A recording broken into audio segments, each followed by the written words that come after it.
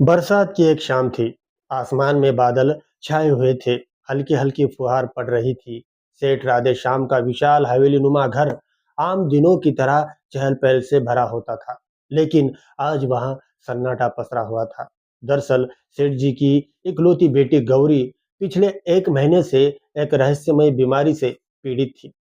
देश विदेश के बड़े बड़े डॉक्टर इलाज के बावजूद उसकी तबीयत में कोई सुधार नहीं हो रहा था।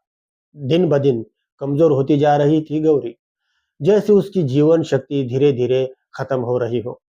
सेठ राधेश्याम अपनी बेटी के कमरे के बाहर बैठे सिर पकड़े हुए थे। उनका चेहरा शोक और निराशा से भरा हुआ था। धन दौलत से भरपूर होने के बावजूद वो अपनी बेटी के स्वास्थ्य को नहीं खरीद सकते थे।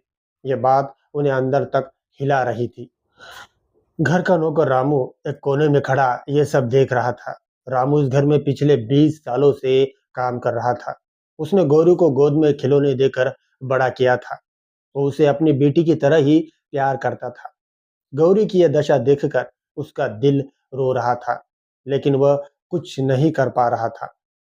सेठानी ने रामू से कहा, रामू, बाबा रामदेव के मंदिर में प्रसाद चढ़ा देना।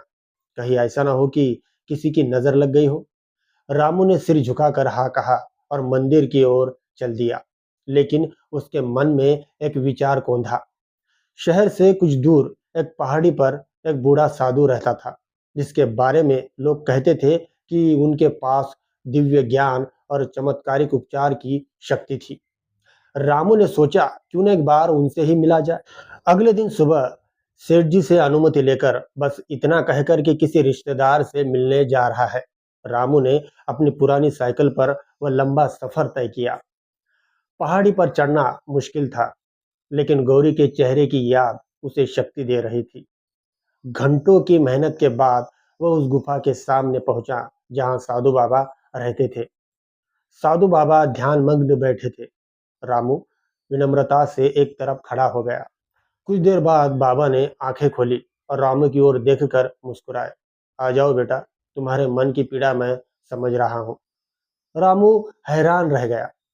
उसने गौरी की सारी कहानी कह सुनाई। साधु बाबा ने गहरी सांस ली और बोले, बेटी की बीमारी शरीर की नहीं, मन की है।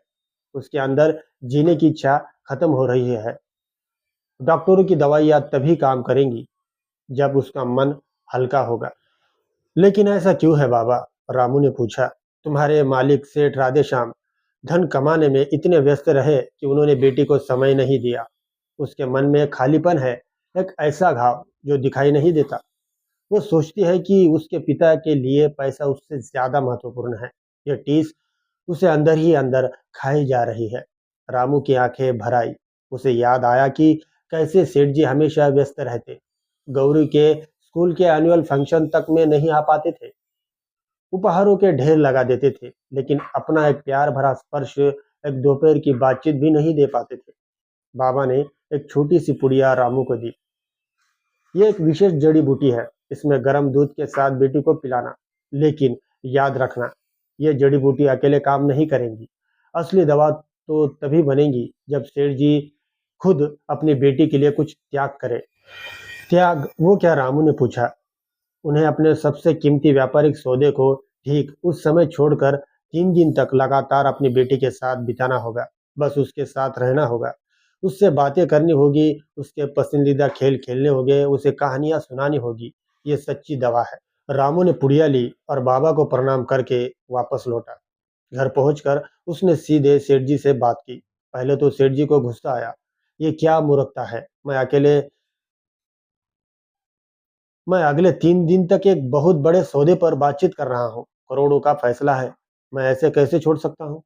रामू ने हिम्मत जुटाई और विनम्रता से कहा, साहब, ये सौदा भी आएगा जाएगा, लेकिन अगर गौरी बिटिया चली गई तो वो वापस नहीं आएगी। बाबा ने कहा है कि यही एक रास्ता है। सेठानी ने रामू का साथ दिया। आखिरकार पिता का हृदय पसीज गया। उन्होंने अपने सचिव को फोन करके 3 दिनों के सभी अपॉइंटमेंट कैंसिल कर दिए। दिन सेठ जी पहले तो बेचैन थे, लगातार फोन देख रहे थे, लेकिन फिर उन्होंने गौरी के पलंग के पास बैठकर उससे बात करनी शुरू की। पहले तो गौरी ने जवाब नहीं दिया, लेकिन जब पिता ने उसके बचपन की कोई बात याद दिलाई तो उसकी आंखों में एक चमक दौड़ गई। रामू ने बाबा वाली जड़ी बूटी का काढ़ा बनाकर गौरी को पिलाया और दूसरा दिन सेठ जी ने गौरी को उसकी पसंद की कहानी की किताब पढ़कर सुनाई। फिर उन्होंने उसे गोद में उठाकर बालकनी में बिठाया और बारिश की बूंदों को गिरते हुए देखा। गौरी ने महीनों बाद पहली बार मुस्कुराते हुए कहा, पापा, आज मुझे बहुत अच्छा लग रहा है। तीसरा दिन, ये दिन सबसे खास था। सेठ जी ने गौरी के साथ लूडो खेला। हार जीत पर ठहाके लगे। उन्होंने उसे अपने बचपन के किस्से सुनाए, अपने संघर्ष की कहानियां सुनाई। गौरी ने भी अपने दिल की बात कही, कैसे वह उनकी व्यस्तता से दुखी रहती थी, कैसे उसे लगता था कि वह अकेली है। पिता बेटी के बीच की सारी दूरियां मिट गई। रामू कोने में खड़ा यह नजारा देखकर भावुक उठा। 3 दिन बीत गए। चौथे दिन सुबह जब डॉक्टरों ने गौरी का चेकअप किया तो वो दंग रह गए। उसकी नब्ज तेज थी, बुखार उतर गया था और उसके चेहरे पर हल्का कालिमा लौट आई थी। डॉक्टर ने कहा, ये एक चमत्कार है। उसकी रोग प्रतिरोधक क्षमता अचानक से बढ़ गई है। सेठ राधेश्याम समझ गए कि चमत्कार जड़ी बूटी का नहीं, बल्कि अपने प्यार और समय देने का था। उन्होंने गौरी को गले लगाते हुए कहा, माफ कर देना बेटी, आज से मेरी सबसे बड़ी दौलत तू ही है। तो दोस्तों, ये थी आज की एक रोमांचित कहानी। आशा करता हूँ कि आपको ये आज की कहानी पसंद आई होगी। दोस्तों, अगर ये कहानी आपको पसंद आए तो प्लीज़ इस वीडियो को लाइक और चैनल को सब्सक्राइब करना ना भूलें। दोस्तों, मिलूँगा आपको ऐसे ही किसी अच्छी कहानी में, तब तक के लिए धन्यवाद।